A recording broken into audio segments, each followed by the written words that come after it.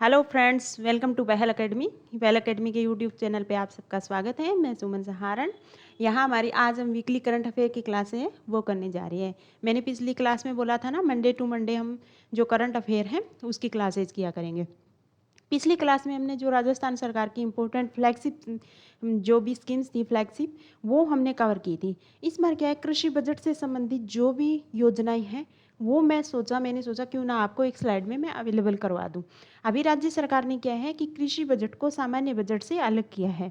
तो जो पीछे जो कृषि से संबंधित जो भी योजनाएं चल रही थी, या तो उसको या अलग से कोई योजना चला के उसको अलग से बजट का आवंटन किया है। तो कुछ ऐसे मिशन मोड पे 11 योजनाएं हैं जो सरकार ने अभी चलाई है या पीछे चली है, उनको बजट का आवंटन किया है। तो वो आपके एग्जाम में वो वेरी इंपॉर्टेंट योजनाएं हैं सबकी सब। यहाँ हो सकता है मेंस में भी आपको ये पूछ ले कि राज्य सरकार द्वारा कृषि के विकास के लिए जो योजनाएं चलाई जा रही हैं उनका वर्णन कीजिए। हो सकता है 10 मार्क्स का ये आपका सवाल आ जाए। तो उससे कृषि से बजट से संबंधित जो भी कवर हो सके वो सवाल मैंने बनाए हैं। हो सकता है नेक्स्ट वीडियो में आपको और भी मिले, कुछ अगर बच गया है तो वो भी कवर करेंगे हम लोग। इसके अलावा पिछले 7 दिन में क्या क्या हुआ, वेरी इंपॉर्टेंट कुछ ऐसी न्यूज़ थी जो आपके एग्जाम के दृष्टिकोण से वेरी इंपॉर्टेंट थी, तो वो भी हम सवालों के थ्रू उसका अध्ययन करेंगे। ठीक है, चलो करते हैं आज की क्लास स्टार्ट। इसके अलावा देखो दोस्तों, फर्स्ट ग्रेड है उसकी टेस्ट सीरीज चली है जीएस और हिस्ट्री की। आपके 2 टेस्ट हो चुके हैं ऑलरेडी। और आरएस मेंस है उसका पेपर 4 का जो स्पेशल में कोर्स आपको बार बार बता रही थी वो स्टार्ट हो गया है। और जो फाउंडेशन बैच है उसमें हिस्ट्री और पॉलिटी की क्लासेस चल रही है, लाइव चल रही है। तो अगर आपको वो क्लासेस करनी है तो जो पहल ऐप है, पहल एकेडमी ऐप, उसको आप ज्वाइन कर सकते हैं।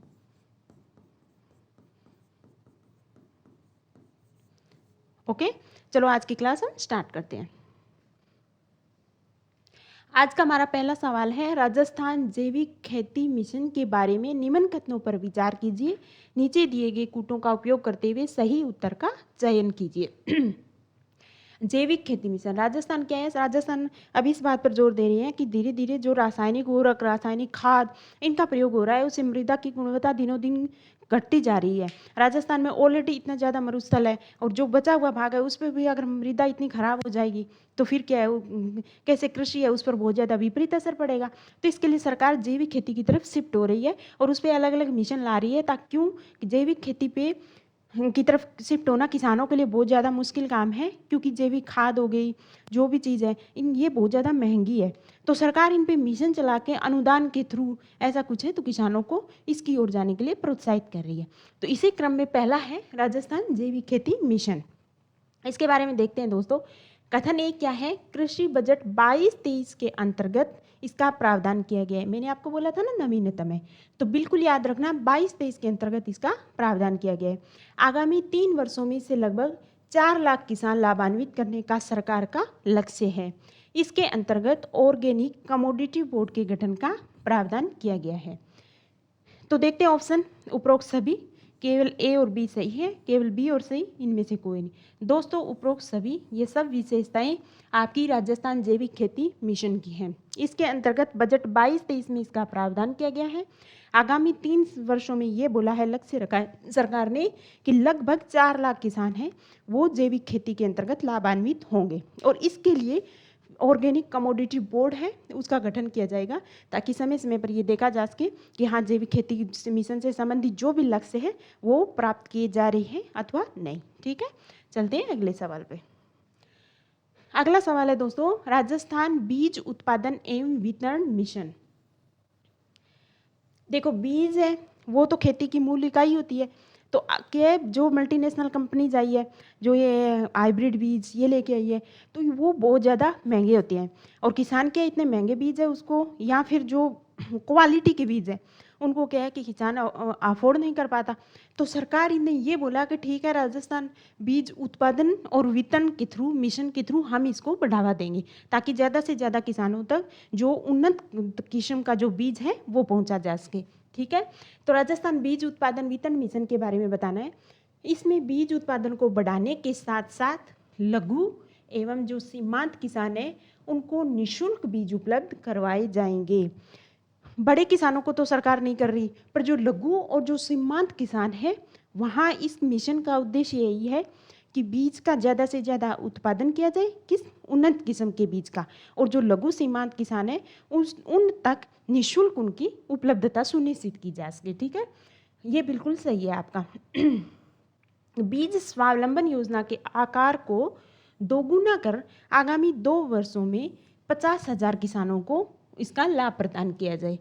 बीज स्वावलंबन योजना दोस्तों, इसके थ्रू क्या था कि ये पिछले बजट में थी बीज स्वावलंबन योजना, जिसमें ये बोला कि जो किसान है वो लगभग 10 प्रकार की जो फसलें थी उसमें निर्धारण किया गया था, उनका बीज स्वयं से ही तैयार करेगा। ठीक है, और फिर स्वावलंबी बनाए। सरकार ने ये बोला कि अगर आप मक्के की या मान लो कपास की फसल का उत्पादन कर रही है, तो अगर एक बार आपके पास उन्नत किस्म का बीज आ गया, तो दूसरी बार जब उस कपास की जो फसल है उसकी बुआई हो तो आप उसी बीज का उपयोग कर पाओ। ठीक है, तो बीज स्वावलंबन जो योजना थी उसके आकार को दोगुना करके आगामी 2 वर्षों में ये बोला भी 50,000 किसानों की से लाभान्वित किया जाएगा। कथन ए सही, कथन बी गलत। ए गलत, बी सही, ए और बी दोनों सही। तो ठीक है, इसका राइट आंसर है दोस्तों ए और बी दोनों सही है। यानी राजस्थान बीज उत्पादन वितरण मिशन के थ्रू जो लघु और सीमांत किसान हैं उनको निःशुल्क बीज हैं वो प्रदान किए जाएंगे, और जो वर्तमान में बीज स्वावलंबन योजना चल रही है उसका आकार दोगुना करने का लक्ष्य रखा गया है। देखो दोस्तों, कृषि बजट 22-23 के अंतर्गत ये है centre of excellence for millets की स्थापना कहाँ किए जाने का प्रावधान किया गया है। तो ये सेंटर आरपीएससी के एग्जाम में आपने देखा होगा, सेंटर ऑफ ए से बहुत सारे मिलान करने वाले सवाल आते हैं आपके, यहाँ वन लाइनर सवाल भी आ जाता है। क्यों ये नवीनतम है centre of excellence for millets, इसकी स्थापना कहाँ किए जाने का प्रावधान किया गया है, तो जयपुर, जोधपुर, बीकानेर और बाड़मेर। तो इसका राइट आंसर है दोस्तों जोधपुर। जोधपुर में centre of excellence for millets की स्थापना की जाएगी। राज्य को मिलेट हब के रूप में विकसित करने के लिए राजस्थान मिलेट्स प्रोत्साहन मिशन, मैंने कहा ना कुछ योजनाएं मिशन मोड पे सरकार ने चलाई है, उसमें से एक है आपकी राजस्थान मिलेट्स प्रोत्साहन मिशन।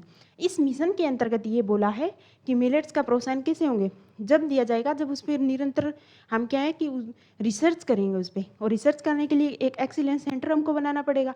तो वो सेंटर कहाँ बनाएंगे, जोधपुर में। ठीक है, जोधपुर में इस एक्सीलेंस सेंटर की स्थापना की जाएगी। ओके, और यह मिशन मैंने आपको बोल ही दिया था, कृषि बजट जो 22-23 है नवीनतम, उसमें शुरू किए जाने का प्रावधान किया गया है। ओके, अगला सवाल है राजस्थान उद्यानिकी विकास मिशन। देखो, जो हॉर्टिकल्चर को बढ़ावा देना भी सरकार का मेन उद्देश्य है। तो राजस्थान उद्यानिकी विकास मिशन के बारे में निम्न कथनों पर विचार कीजिए। नीचे दिए गए कूट का उपयोग करते हुए सही उत्तर का चयन कीजिए। कथन एक क्या है दोस्तों, इसके अंतर्गत 2 बार लिख रखा है, इसके अंतर्गत 15,000 किसानों को लाभान्वित करने हेतु आगामी 2 वर्षों में 100 करोड़ रुपए की लागत का प्रावधान किया गया है। इसमें ये बोला कि लक्ष्य कितना, लगभग आगामी 2 साल का सरकार ने लक्ष्य रखा है। ये उद्यानिकी विकास मिशन पहले से चल रहा है। इसमें सरकार ने ये बोला कि आगामी जो 2 साल होंगे उसमें हम लगभग 15,000 किसान हैं उनको लाभान्वित करेंगे। पर लाभान्वित करने के लिए बजट का भी प्रावधान करना पड़ता है। तो सरकार ने कहा ठीक है, 100 करोड़ रुपए में बजट का प्रावधान करती हूँ। 100 करोड़ रुपए की लागत का प्रावधान किया गया है। कथन भी, इसमें अनुदान की जो वर्तमान सीमा है वो है दोस्तों 50%। राजस्थान उद्यानिकी विकास मिशन के तहत सरकार 50% अनुदान देती है, इसे बढ़ा के वर्तमान में कर दिया गया है 75%। ठीक है, क्यों 100 करोड़ रुपए का प्रावधान किया सरकार ने, ये बोला है कि आगामी 2 वर्षों में लगभग 15,000 किसान हैं उनको लाभान्वित किया जाएगा। तो लाभान्वित करने के लिए 100 करोड़ रुपए का प्रावधान किया है। 100 करोड़ रुपए का प्रावधान किया, इसका मतलब सरकार अनुदान बढ़ाएगी। तो वर्तमान में जो अनुदान की सीमा है वो है 50%, उसको बढ़ा के कितना करने का, 75% करने का प्रावधान किया गया है। कथन ए सही, कथन बी गलत। बी आपका कथन ए गलत, कथन बी सही। नहीं दोस्तों, इसमें दोनों कथन ए और बी दोनों सही है आपकी। ठीक है,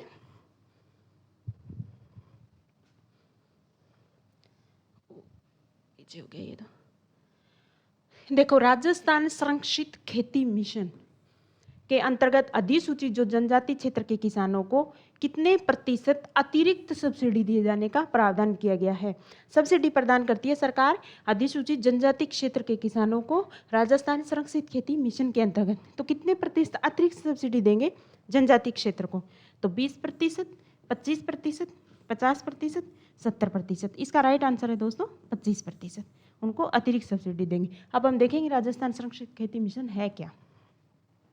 दोस्तों राजस्थान संरक्षित खेती मिशन है ना, उसमें ये कहा कि भाई आधुनिक तौर तरीके अपनाओ। एक तो खेती में पुरानी जो टेक्नोलॉजी है उससे खेती नहीं हो सकती, नई टेक्नोलॉजी को बढ़ावा दो। इसके अलावा पहला इसका उद्देश्य क्या है? आधुनिक तौर तरीके तकनीक को अपनाओ। दूसरा जो गैर मौसमी फसल है जो भी हो रही है उसके उत्पादन को प्रोत्साहन दो। इसके लिए राजस्थान संरक्षित खेती मिशन शुरू किया गया है। तो राजस्थान संरक्षित खेती मिशन शुरू करने का 2 उद्देश्य है। एक तो खेती में आधुनिक तौर तरीके अपनाओ, नई नई टेक्नोलॉजी लाओ। दूसरी जो गैर मौसमी फसल है भाई, मतलब इस मौसम में ये फसल नहीं हो सकती परंतु फिर भी उसको बढ़ावा दो। गैर मौसमी फसल है, मौसम के अनुकूल जो ना हो, फिर भी गैर मौसमी फसल है उसके उत्पादन को प्रोत्साहन देने के लिए संरक्षित खेती मिशन शुरू किया है। इसके तहत आगामी 2 वर्षों में 25,000 किसान लाभान्वित होंगे। पहले चरण में आगामी वर्ष 10,000 किसानों को इसका लाभ मिलेगा। ठीक है, वैसे तो 2 साल का लक्ष्य रखा है भी 25,000 किसान हैं उनको लाभान्वित करेंगे, परंतु आगामी अगले वर्ष में 10,000 किसानों को इसका लाभ प्रदान करने का लक्ष्य रखा गया है। ठीक है, अगला है दोस्तों कृषक साथी योजना।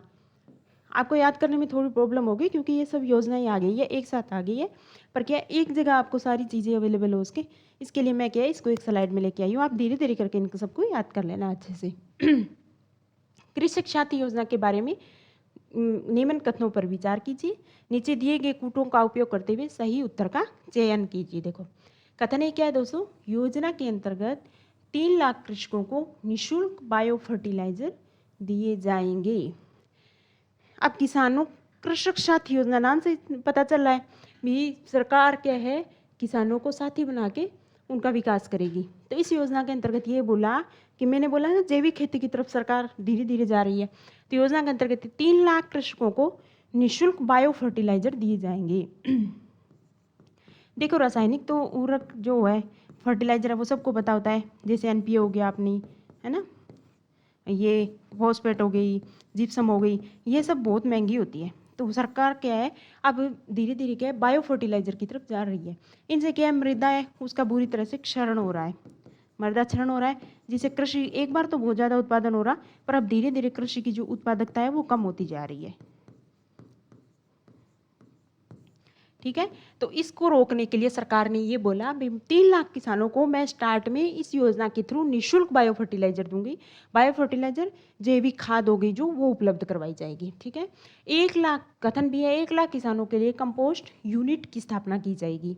3 लाख किसानों को माइक्रो न्यूट्रिएंट किट दिए जाएंगे। माइक्रो न्यूट्रिएंट मतलब खेती में हम कुछ ऐसे न्यूट्रिएंट हैं पोषक तत्व होते हैं उनकी ज़रूरत होती है। तो सरकार ने बोला ठीक है मैं 3 लाख किसानों को माइक्रो न्यूट्रिएंट किट दे दूंगी। ठीक है, तो इस कृषक साथी योजना के अंतर्गत केवल 2-3 आपके सब ये राइट आंसर है। ठीक है, इस कृषक साथी योजना के अंतर्गत किसान है जो लगभग 3 लाख किसान हैं उसको निःशुल्क बायो फर्टिलाइजर देंगे।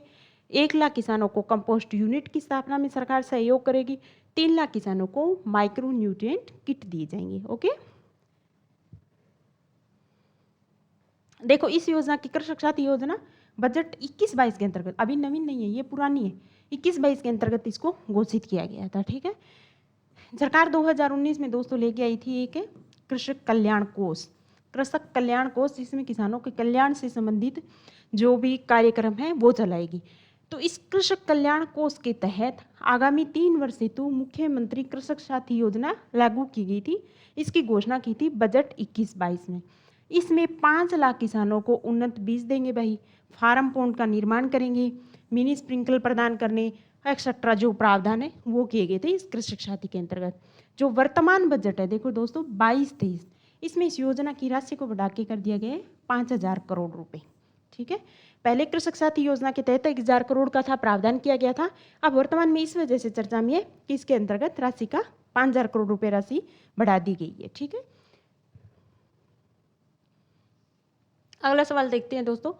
ओहो, 22 बजट 22-23 के अंतर्गत प्रस्तावित राजस्थान सूक्ष्म सिंचाई मिशन, वेरी इंपॉर्टेंट मिशन है ये, राजस्थान सूक्ष्म सिंचाई मिशन, इसके बारे में बताना है। इस नीचे दिए गए कूटों का उपयोग करते हुए सही उत्तर का चयन कीजिए। कथन एक क्या है दोस्तों, इसके अंतर्गत 5 लाख से अधिक किसान लाभान्वित होंगे। बिल्कुल, इसमें क्लियर बोला है राजस्थान सूक्ष्म सिंचाई मिशन में कि स्टार्टिंग में 5 लाख से अधिक किसान इसके अंतर्गत लाभ प्राप्त करेंगे। इसके अंतर्गत centre of excellence for micro irrigation, अब माइक्रो इरिगेशन सूक्ष्म सिंचाई मिशन है तो भाई एक सेंटर ऑफ एक्सीलेंस तो बनाएंगे ताकि माइक्रो इरिगेशन है उससे संबंधित जो रिसर्च है वो अच्छे से किया जा सके। तो 5 लाख किसान है उसको लाभान्वित करेंगे, ये तो बिल्कुल सही है। पर जो centre of excellence of micro irrigation जिला मुख्यालय पर स्थापित किए जाएंगे, नहीं ये गलत है दोस्तों आपका। इसमें बोला है क्लियर कि जो अपने संभाग हैं उस संभाग स्तर पर हम क्या करेंगे, आपका जो है centre of excellence for micro irrigation है वो स्थापित किया जाएगा। ठीक है, तो कथन ए सही, कथन बी गलत। बिल्कुल सही है, तो देख रहे हैं हम ए तो सही है पर बी आपका गलत है। ये आपका हो गया राइट आंसर। जो ये सूक्ष्म सिंचाई मिशन है 2700 करोड़ रुपए की राशि से शुरू किया गया था, याद रखने की इसको जरूरत नहीं है। माइक्रो इरिगेशन से संबंधित रिसर्च एवं ट्रेनिंग की व्यवस्था के लिए सभी संभागीय मुख्यालयों पर 5-5 करोड़ रुपए की लागत से एक्सीलेंस सेंटर स्थापित किए जाएंगे ताकि माइक्रो इरिगेशन से संबंधित हम रिसर्च कर सके, ट्रेनिंग की उत्तम व्यवस्था कर सके। इसके लिए पर सभी संभाग मुख्यालय, जो हमारे संभाग कितने 7, इन 7 संभाग मुख्यालयों पर 5-5 करोड़ रुपए की सहायता से सेंटर ऑफ एक्सीलेंस है जो सूक्ष्म माइक्रो इरिगेशन से संबंधित है वो स्थापित किए जाएंगे। अगला सवाल है दोस्तों, राज्य में किस वित्त वर्ष से कृषि बजट को सामान्य बजट से पृथक किया गया? वन लाइनर सवाल है पर वेरी इंपॉर्टेंट सवाल है क्योंकि ये सवाल कभी भी आ सकता है। पिछले जो RS एग्जाम हुई, प्रीलिम्स हुई, उसमें बोला था कि भारत सरकार ने किस वर्ष में सामान्य बजट है उसी में रेल बजट को शामिल कर लिया था। तो हो सकता है अब इस वे में पूछ लें कि हमारी राज्य सरकार, राज्य मतलब राजस्थान सरकार ने भी किया है कृषि बजट है उसको यहाँ सामान्य बजट से पृथक किया है। तो यह ध्यान रखना 2018-19 के बजट, 20-21, 21-22 का बजट या 22-23, ये 22-23 के बजट में दोस्तों किया है क्योंकि अभी जो नवीनतम बजट आया है 22-23 का बजट, उसमें ये बोला है कि भाई कृषि एक बहुत सामान्य बजट के अंतर्गत क्या है, सेवा क्षेत्र, उद्योग, कृषि, इनसे संबंधित जो भी चीज़ें हैं सरकार को ये देखना है कि आगामी वर्ष में, वित्त वर्ष में हमको इतने रुपए इस क्षेत्र में खर्च करने हैं, तो वो होता है। अब कृषि को अलग कर दिया कि नहीं भाई कृषि एक बहुत इम्पोर्टेंट जो है भाग है, सेक्टर है, इसका अलग से धन का आवंटन किया जाए ताकि कृषि है उस क्षेत्र की सहभागिता ज़्यादा से ज़्यादा बढ़ सके। ठीक है, अगला सवाल है देखो, दुग्ध उत्पादक संबल योजना। देखो कृषि क्षेत्र के अंतर्गत खाली कृषि तो आती नहीं है, उसके अंतर्गत पशुपालन, डेयरी, ये सब आता है। तो ये है डेयरी पशुपालन से संबंधित योजना, सरकार ने इसमें भी इस पर भी विचार किया है बजट में। तो दुग्ध उत्पादक संबल योजना के बारे में निम्न कथनों पर विचार कीजिए। कथन एक क्या है, योजना के अंतर्गत 1 अप्रैल 2022 से दूध पर अनुदान राशि 2 रुपये प्रति लीटर मिलती थी दोस्तों, उसे बढ़ा के कर दी गई है 5 रुपये प्रति लीटर। तो सरकार ने दुग्ध उत्पादक संबल योजना के थ्रू 1 अप्रैल 2022 से दूध पर जो अनुदान की राशि पहले मिलती थी 2 रुपये प्रति लीटर, उसको बढ़ा के वर्तमान में कर दिया गया है 5 रुपये प्रति लीटर। ओके, योजना का लाभ केवल RCDF, Rajasthan cooperative dairy federation, मैंने आपको एक दिन बताया था ना, हमारे राज्य में त्रिस्तरीय है डेयरी की जो व्यवस्था है, वो त्रिस्तरीय व्यवस्था है जिसमें सबसे ऊपर है राजस्थान कोऑपरेटिव डेयरी फेडरेशन, उसके बाद है जिला दुग्ध उत्पादक संघ,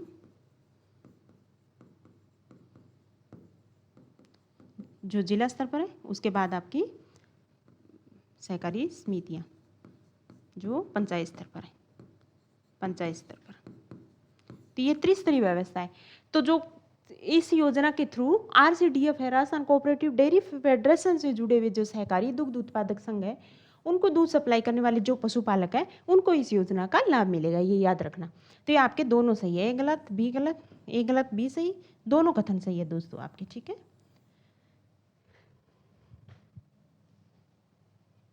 अगला सवाल है राजस्थान जल क्षेत्र पुनर्संरचना योजना का मुख्य उद्देश्य क्या है। इसमें उद्देश्य पूछा है कि राजस्थान जल क्षेत्र पुनर्संरचना योजना है, इसका मुख्य उद्देश्य क्या है। इंदिरा गांधी फीडर व मुख्य नहर का जीर्णोद्धार करवाना, वर्षा जल का संग्रहण उसका समुचित उपयोग करना, गिरते भूजल स्तर को बनाए रखना, परंपरागत जल स्रोतों का विकास करना। तो इसका मुख्य उद्देश्य क्या है। राजस्थान जल क्षेत्र पुनर्संरचना पूछिए, उद्देश्य पूछा है तो जो इंदिरा गांधी नहर है ना, फीडर नहर या मुख्य नहर या उनकी जो भी वितरिकाएं हैं, जो भी है वर्तमान में देख सकते हो आप, तो उसका क्या है जीर्णोद्धार का कार्य चलता रहता है। तो वो जीर्णोद्धार का कार्य राजस्थान जल क्षेत्र पुनर्संरचना योजना के थ्रू चल रहा है। दोस्तों इंदिरा गांधी फीडर मुख्य नहर वितरिकाओं माइनर जो भी है उनका जीर्णोद्धार करवाना इसका मेन उद्देश्य है। इंदिरा गांधी नहर परियोजना की संरचना में अगर दरार पड़ने के कारण होने वाला जो रिसाव है, पानी का रिसाव है, उसको रोकना। अब अगर आपको ये पूछ ले कि राजस्थान जल क्षेत्र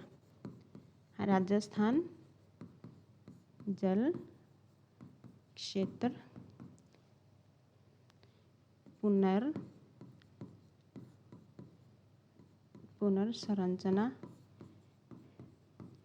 योजना के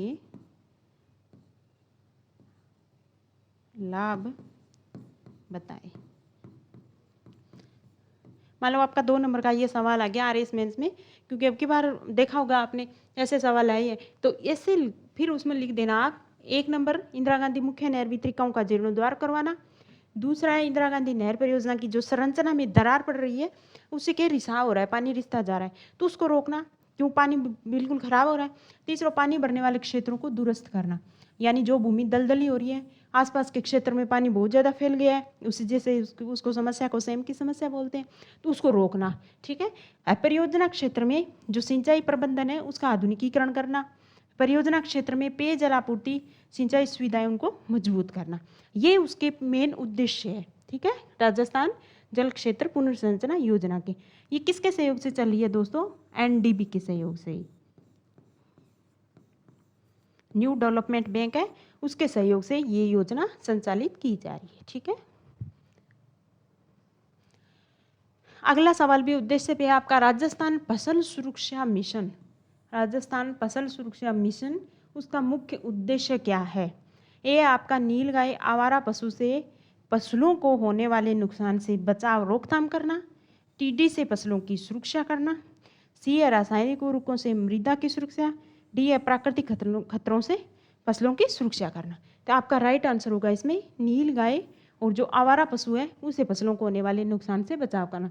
देखो राजस्थान नाम से तो पता चला है राजस्थान फसल है, फसल सुरक्षा मिशन, यानी जो फसल है उनकी सुरक्षा करना है। किससे सुरक्षा कर रहा हूँ, क्योंकि हम लोग जनरली देखते हैं कि यहाँ तो आवारा पशु होते हैं या फिर नीलगाय होती है, वो क्या है फसलों उसमें खेतों में घुस जाती है, उससे फसलों को बहुत ज़्यादा नुकसान होता है ना। तो इसको रोकने के लिए सरकार ने ये मिशन शुरू किया है। इस मिशन के थ्रू सरकार क्या करेगी और क्या कर सकती है, खेतों के आसपास क्या तारबंदी कर दो ताकि आवारा पशु नीलगाय आ ना सके। पर सामान्य किसान है वो तो तारबंदी कर नहीं सकते क्योंकि ज़्यादा महंगा होता है। तो सरकार ने क्या बोला है कि इस मिशन के थ्रू हम क्या करेंगे भाई, आपको आगामी 2 वर्षों में 1,25,00,000 मीटर, ये तो याद करने की जरूरत नहीं, तारबंदी करके 100 करोड़ का अनुदान दिए जाकर 35,000 से अधिक किसानों को इसके अंतर्गत लाभ प्रदान किया जाएगा। भी ऐसे किसान 35,000 किसानों को स्टार्टिंग में शुरुआत में ये लक्ष्य रखा है कि उनको हम तारबंदी योजना के थ्रू जिनको फसल सुरक्षा मिशन के थ्रू हम क्या है तारबंदी करवाएंगे इसके अंतर्गत। अब तारबंदी योजना में 3 किसान 1 यूनिट थी, पहले ये था दोस्तों कि 3 किसान हैं, उनके कितने खेत है उनको 1 यूनिट मानकर उसके फिर उनको तार है वो सुविधा प्रदान की जाती थी।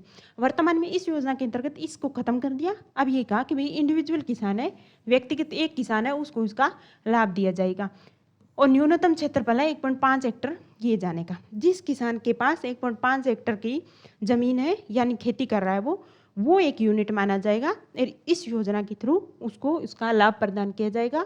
वर्तमान में 35,000 किसान हैं, उसको लाभान्वित करने का इस योजना के थ्रू लक्ष्य रखा गया है। ठीक है, अगला सवाल है दोस्तों, राजस्थान कृषि श्रमिक संबल मिशन, ये भी आपके कृषि बजट में आया है। ठीक है, कृषि श्रमिक है जो उनको संबल कैसे प्रदान करें, उनके लिए सरकार एक मिशन है। कथन ए ये बोला है वर्ष 22-23 में 2 लाख श्रमिकों को हस्तचालित जो कृषि यंत्र है वो खरीदने के लिए 5,000 रुपये प्रति परिवार सरकार अनुदान प्रदान करेगी, ये बोला है। बाई 2 लाख श्रमिकों को ले लिया, जो भी हस्तचालित हाथ से चलने वाली कृषि यंत्र है वो प्रदान करेगी सरकार। तो प्रति परिवार 1 यूनिट मान लिया, भाई एक परिवार में एक ही किसान होगा, उसको 5,000 रुपये अनुदान देगी, ठीक है। और आगामी 2 वर्षों में 1 लाख श्रमिकों को स्किल एंड कैपेसिटी बिल्डिंग हेतु प्रशिक्षण प्रदान किया जाएगा। तो दोस्तों ये आपके दोनों कथन बिल्कुल सही है, कथन 1 भी आपका सही है और बी भी सही है, ठीक है। अगला आ गया फिर से, सेंटर ऑफ निम्न में कहाँ centre of excellence for apiculture की स्थापना की गई है। एपीकल्चर मतलब मधुमक्खी पालन। तो मधुमक्खी पालन से संबंधित जो सेंटर ऑफ एक्सीलेंस है वो हाल ही में स्थापित किया है। कहाँ स्थापना की जाएगी, अभी भी किया नहीं है। ए श्रीगंगानगर, बी दोस्तों भरतपुर, सी धौलपुर, डी अलवर। तो इसका राइट आंसर होगा भरतपुर। तो जो राजस्थान अभी जो मिशन चल रहा था उसमें एक था राजस्थान खाद्य प्रसंस्करण मिशन, प्रसंस्करण मिशन। तो इस योजना, इस मिशन के थ्रू आपको जो centre of excellence for apiculture है उसकी स्थापना की जाएगी, ठीक है। कहाँ की जाएगी, भरतपुर में। और श्रीगंगानगर में एक प्रयोगशाला स्थापित की जाएगी, एपीकल्चर के लिए एक प्रयोगशाला की स्थापना की जाएगी। देखो दोस्तों, खाद्य प्रसंस्करण मिशन है, इसका क्या उद्देश्य रहता है कि ज़्यादा से ज़्यादा एक तो कृषि उत्पादकता बढ़ाओ, कृषि उत्पादकता है उसको बढ़ाओ, फिर उसके निर्यात को ज़्यादा से ज़्यादा बढ़ाओ। वो कैसे होगा, वो खाद्य प्रसंस्करण के थ्रू होगा। खाद्य प्रसंस्करण का मतलब क्या होता है कि कोई भी कच्ची चीज़ है, कोई भी मान लो टमाटर ले लो, है ना, तो उस टमाटर की वो वैल्यू नहीं होगी जब इसको, अगर इसको हम सॉस बना के बेचें तो उसकी ज़्यादा कीमत होगी।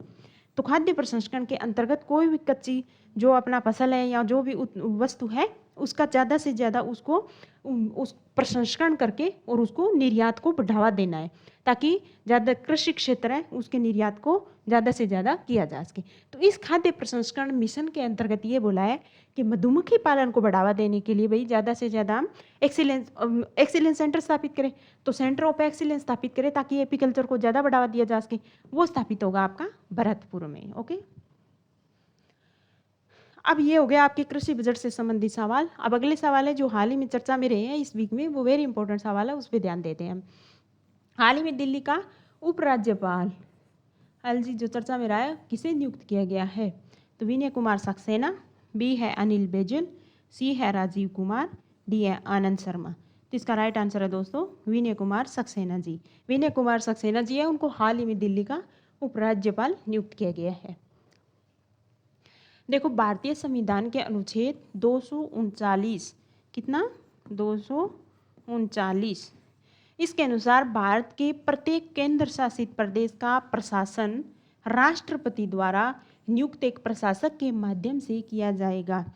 अनुच्छेद 239 में ये कहा गया है कि जितने भारत में केंद्र शासित प्रदेश है, वर्तमान में कितने 8 है ना केंद्र शासित प्रदेश, तो केंद्र शासित प्रदेशों का प्रशासन किसके द्वारा, राष्ट्रपति द्वारा जो प्रशासक नियुक्त किया जाएगा उसके द्वारा उसको पूरा प्रशासन किया जाएगा। तो इसी कड़ी में संविधान के अनुच्छेद 239 ए के में दिल्ली से संबंधित विशेष प्रावधान किए गए हैं। दिल्ली भी एक केंद्र शासित प्रदेश है, तो उसके लिए 239 ए में ये कहा गया है कि राष्ट्रपति द्वारा वहाँ भी एक प्रशासक की नियुक्ति की जाएगी। इसे 69वें संविधान संशोधन अधिनियम 1991 के माध्यम से जोड़ा गया। ये राष्ट्रीय राजधानी दिल्ली के लिए उपराज्यपाल का प्रावधान करता है। तो ये याद रखना, 239 के तहत विनय कुमार सक्सेना जी है, वो वर्तमान में जो दिल्ली है उसके उपराज्यपाल नियुक्त किए गए हैं। ये तो सबको पता होगा, बहुत चर्चा में रहे, पिछले वीक में न्यूज़पेपर में खूब आया। अंतर्राष्ट्रीय बुकर पुरस्कार 2022 जीतने वाली पहली भारतीय लेखिका कौन है? ठीक है, अंतर्राष्ट्रीय बुकर पुरस्कार 2022 की विजेता, वो भी पहली भारतीय, वो भी लेखिका कौन है? तो गीतांजलि श्री, किरण देसाई, अरुंधति रॉय, कृष्णा शोभती। ये राइट आंसर होगा गीतांजलि श्री। ठीक है, गीतांजलि श्री है, उन्होंने अंतर्राष्ट्रीय बुकर पुरस्कार 2022 जीता है और ये पुरस्कार जीतने वाली वो पहली भारतीय लेखिका है। ठीक है, अब गीतांजलि श्री भारतीय लेखिका है और अमेरिकी अनुवादक है डेजी रॉकवेल। उन्होंने लिखा था टॉम्ब ऑफ सैंड, रेत की समाधि के लिए यह खिताब जीता है। देखो गीतांजलि जी ने क्या लिखा था, रेत की समाधि, रेत की समाधि लिखी थी गीतांजलि जी ने। अमेरिकी अनुवादक थे डेजी रॉकवेल, उन्होंने इसका अनुवाद किया टॉम्ब ऑफ सैंड के नाम से। तो इन दोनों को संयुक्त रूप से ये जो अंतर्राष्ट्रीय बुकर पुरस्कार 2022 है ये दिया गया है।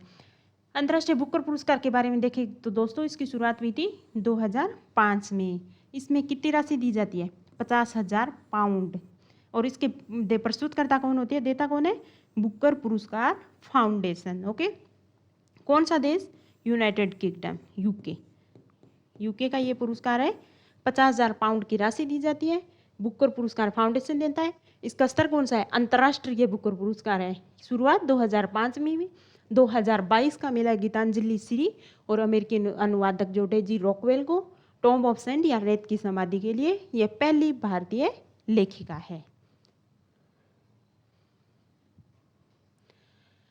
देखो दोस्तों अगला सवाल है, भारतीय बैडमिंटन टीम पहली बार थॉमस कप चैंपियन बनी है। भारत किस देश को फाइनल में लाके विजेता बना है। सबसे पहला सवाल तो आपके लिए ये भी आ सकता है कि थॉमस कप निम्न में किससे संबंधित है, या थॉमस कप का संबंध किससे है, तो आपको पता होना चाहिए बैडमिंटन। ठीक है, अभी ये हुआ कि थॉमस कप अभी तक भारत कभी नहीं जीता था, पहली बार भारतीय बैडमिंटन टीम है उन्होंने थॉमस कप जीता है। और किस देश को, आरपीएससी डायरेक्ट सवाल नहीं पूछती कभी भी, ये पूछती किस देश को हरा के जीता या किस देश से हारा, इस तरीके के सवाल पूछती है। किस देश को फाइनल में रहकर विजेता बनी है, मलेशिया, डेनमार्क, नॉर्वे, इंडोनेशिया। तो इसका राइट आंसर होगा दोस्तों इंडोनेशिया। इंडोनेशिया को हरा के भारतीय टीम थॉमस कप की चैंपियन बनी है। और ये हुआ कहाँ था, अभी थाईलैंड के बैंकॉक में हुआ था। थाईलैंड की राजधानी है ना बैंकॉक, वहाँ ये थॉमस कप हुआ था। ठीक है, ये हो गया आपका सवाल। अगले चलते हैं। हाल ही में नीति आयोग का उपाध्यक्ष किसे बनाया गया है, नीति आयोग। ठीक है, सबको पता है नीति आयोग क्या है, उसका उपाध्यक्ष बनाया हाल ही में किसे, Rajiv Kumar, doctor Suman Beri, VK Saraswat, professor Ramesh Chandra. तो इसका राइट आंसर होगा आपका डॉक्टर सुमन बेरी। देखते हैं दोस्तों क्या है, डॉक्टर सुमन बेरी वर्तमान में नीति आयोग की उपाध्यक्ष है, याद कर लेना। नीति आयोग से पहले योजना आयोग होता था, उसकी शुरुआत हुई थी मार्च 1950 में। ये गैर संवैधानिक निकाय था दोस्तों, योजना आयोग। मार्च 1950 में योजना आयोग की स्थापना की गई थी, कोई संवैधानिक दर्जा नहीं था, गैर संवैधानिक संस्था थी। योजना आयोग द्वारा पंचवर्षीय योजनाएं जारी की जाती थी, ये सबको पता था। 12 पंचवर्षीय योजनाएं आई थी उसके द्वारा, तो 2 मार्च 50 में हुई थी। उसकी जगह उसमें क्या था कि राज्य का कोई प्रतिनिधित्व नहीं था। ठीक है, तो योजना आयोग को बाद में 2015 में, तो नीति आयोग का गठन कब किया गया था, 2015 में। नीति आयोग योजना आयोग की जगह कब आया था, 2015 में। मुख्यालय कहाँ है, नई दिल्ली में। नीति आयोग का मुख्यालय नई दिल्ली में है। ठीक है, नीति आयोग का पूरा नाम क्या है, ये आ सकता है दोस्तों, ये यूपीएससी में आया था। नीति आयोग का पूरा नाम क्या है प्रीलिम्स में, तो आपको पता होना चाहिए। एन का है नेशनल, आई का है इंस्टीट्यूशन फॉर ट्रांसफॉर्मिंग, टी का transforming India, national institute for transforming India, ये है आपके नीति आयोग का पूरा नाम। ठीक है, अब नीति आयोग की संरचना क्या होती है, देखो नीति आयोग के, ये आ जाए सवाल, नीति आयोग के अध्यक्ष कौन होते हैं, तो प्रधानमंत्री मोदी होते हैं, वर्तमान में नरेंद्र मोदी। तो नीति आयोग के अध्यक्ष प्रधानमंत्री, उपाध्यक्ष कौन होते हैं, तो सुमन बेरी, वर्तमान में डॉक्टर सुमन बेरी उपाध्यक्ष हैं। ठीक है, सीईओ अमिताभ कांत हैं। पूर्व आधिकारिक सदस्य इसमें अधिकतम 4 होते हैं, अंशकालिक सदस्य अधिकतम 2 होते हैं। एक शासी परिषद जिसमें सभी जितने भी राज्य हैं उसके मुख्यमंत्री इसके सदस्य होते हैं, और जो भी केंद्र शासित प्रदेश जहाँ विधानसभा है उनके मुख्यमंत्री भी इसके सदस्य होते हैं। तो शासी परिषद होती है एक, जिसमें सभी मुख्यमंत्री केंद्र शासित प्रदेशों के विधानमंडल जहाँ है उनके मुख्यमंत्री इसके सदस्य होते हैं। शिक्षा, स्वास्थ्य, अन्य विभागों से संबंधित विभिन्न विभागों के विशेषज्ञ भी इसमें शामिल होते हैं। ठीक है, तो योजना आयोग की जगह 2015 में नीति आयोग का गठन किया गया था। ये क्या बॉटम अप अप्रोच है, उस पर काम करता है। बॉटम अप अप्रोच है इसकी, हमेशा इस पे काम करता है, और योजना आयोग हमेशा टॉप अप अप्रोच पे काम करता था। तो नीति आयोग के बारे में हमने सब देख लिया, 2015 में गठन हुआ था, national institute for transforming India इसका पूरा नाम है। नीति आयोग के अध्यक्ष प्रधानमंत्री महोदय होते हैं। उपाध्यक्ष है एक होती है जो वर्तमान में डॉक्टर सुमन बेरी है। सीईओ इनके अमिताभ कांत है। इसके अलावा अंशकालिक सदस्य, पूर्वकालिक सदस्य होते हैं। वर्तमान में क्या है, सभी राज्यों के मुख्यमंत्री या जो केंद्र शासित प्रदेश जहाँ विधानसभा उनके मुख्यमंत्री क्या है, इनकी शासी परिषद के सदस्य होते हैं। ये क्या है, सहकारी संघवाद को बढ़ावा देने वाली एक प्रमुख संस्था है। सहकारी संघवाद मतलब जहाँ केंद्र और राज्य दोनों को प्रतिनिधित्व हो, वो सहकारी संघवाद होता है। नीति आयोग इतना इम्पोर्टेंट है कि अभी जो RS मेंस हुआ था 2021 का, उसमें पूछा था नीति आयोग और योजना आयोग दोनों में अंतर बताइए, ये आपका सवाल आया था। तो अगर आपके बारे में आपको पूरा पता हो कि योजना आयोग क्या थी, नीति आयोग क्या है, तो उसके बारे में अच्छे से आप अंतर कर पाओगे। ठीक है, अगला सवाल है दोस्तों, देश में कुल सांसदों में महिला सांसदों की भागीदारी कितने प्रतिशत है? कितने प्रतिशत है? 22%, 14%, 21%, 24%। इसका राइट आंसर है 14%। वर्तमान में हमारी जो संसद है उसमें महिलाओं की भागीदारी कितने प्रतिशत है? 14% है, बहुत कम है। वर्तमान में पहली बार दोनों सदनों में कुल कितने 103 महिला सांसद है, यानी कुल कितना हो गया 14%। प्रतिशत कितना हो गया 14। जबकि अंतर्राष्ट्रीय औसत देखें वो कितना है 22%, यानी भारत में अंतर्राष्ट्रीय जो औसत है 22%, औसत जो है उससे भी कम है, 14% महिलाएं हैं। इंटर पार्लियामेंट्री यूनियन के मुताबिक भारत महिलाओं के प्रतिनिधित्व के हिसाब से 193 देशों में 148वें स्थान पर, बहुत नीचे है। ठीक है, ग्लोबल जेंडर गैप रिपोर्ट है 2020, इसके मुताबिक राजनीतिक सशक्तिकरण के मामले में भारत 18वें स्थान पर है। हमारा जो पड़ोसी देश है बांग्लादेश, उसमें भारत से ज़्यादा महिलाओं का प्रतिनिधित्व है संसद में 21%। कितना? 21%। भारत में कितना प्रतिशत है? 14%। बांग्लादेश में कितना है दोस्तों? अपना पड़ोसी देश से तुलना तो होनी चाहिए, बांग्लादेश ही ठीक, तो 21%। और अंतर्राष्ट्रीय औसत देखें तो कितना है?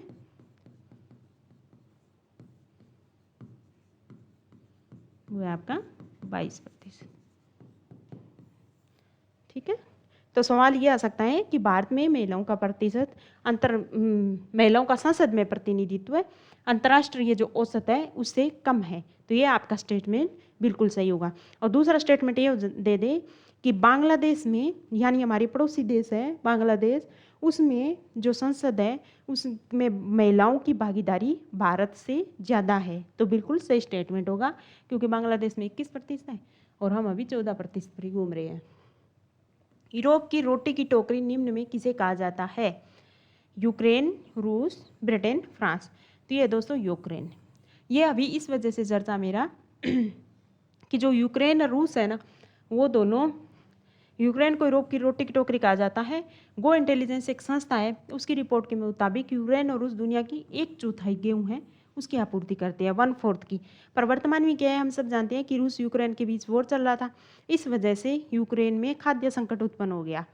तो यह आपसे पूछ सकते हैं कि यूरोप की, जब भी बोलते हैं कि यूक्रेन को यूरोप की रोटी की टोकरी कहा जाता है, क्योंकि टोटल जो होता है दुनिया का 1/4 गेहूँ की आपूर्ति रूस और यूक्रेन दोनों मिलकर करते हैं।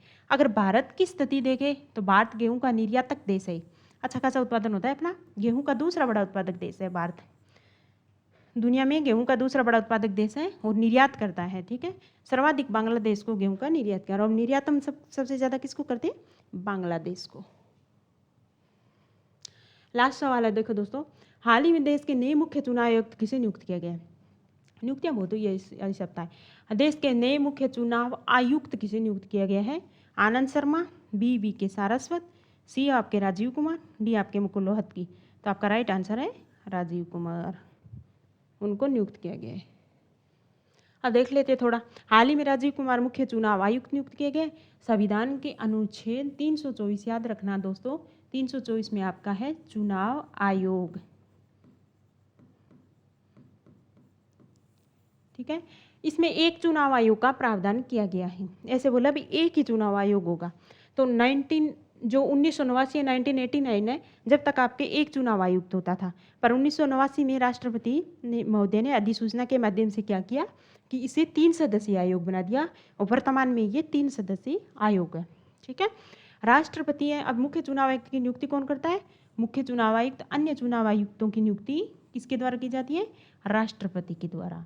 इनका कार्यकाल कितना होता है? 6 वर्ष या 65 साल, जो भी पहले हो। ठीक है, इन्हें भारत के सर्वोच्च न्यायालय के न्यायाधीशों के समान वेतन और भत्ते प्राप्त होते हैं और जैसे सर्वोच्च न्यायालय के न्यायाधीशों को हटाने की प्रक्रिया है, उसी प्रक्रिया से इन जो मुख्य चुनाव आयुक्त हैं इनको हटाया जा सकता है। ठीक है, क्लियर? चलो दोस्तों, आज की क्लास में इतना ही। अगर आपको और ज़्यादा कंटेंट चाहिए तो जो PehlaAcademy.com एंड www.pehlaacademy.com उसको फॉलो कर सकते हैं, या जो पहल अकेडमी ऐप है वो आप जाके डाउनलोड कर लीजिए। वहाँ आपकी फर्स्ट ग्रेड की GS प्लस हिस्ट्री की टेस्ट सीरीज चल रही है। संडे टू संडे आपके टेस्ट हो रहे हैं। 2 टेस्ट आपके ऑलरेडी हो चुके हैं और जो RS प्रीलिम्स है उसके टेस्ट हैं, उसके 5 टेस्ट हो सके, कल भी 2 टेस्ट हुए हैं आपके, तो उसके 5 टेस्ट हो गए हैं। हर फाउंडेशन में आपके हिस्ट्री और प्लस पॉलिटी है उसकी क्लासेस चल रही है। और हाँ, स्पेशल कोर्स चल रहा है जो 4th पेपर है। जिनको ये लगे कि RS मेंस की मेरे को अभी तो क्या प्रीलिम्स नोटिफिकेशन आया नहीं, जब तक हो सकता है हम RS जो 4th पेपर है उसको अच्छे से प्रिपरेशन कर ले, तो वो अगर आप कंटिन्यू करना चाहते हैं तो RS 4th पेपर है उसकी अलग से हमारे जो बैच है, जो लाइव क्लासेज है वो चल रही है 4th पेपर की स्पेशली। ठीक है, और मेंस आंसर राइटिंग है वो भी ऐप पर आपको अवेलेबल फ्री ऑफ कॉस्ट चल रहा है, तो आप डेली बेसिस पे उसको अपनी जो प्रिपरेशन है उसको कंटिन्यू रख सकते हैं। ओके दोस्तों, मिलते हैं नेक्स्ट मंडे फिर एक नई करंट अफेयर के क्लास के साथ। Thank you.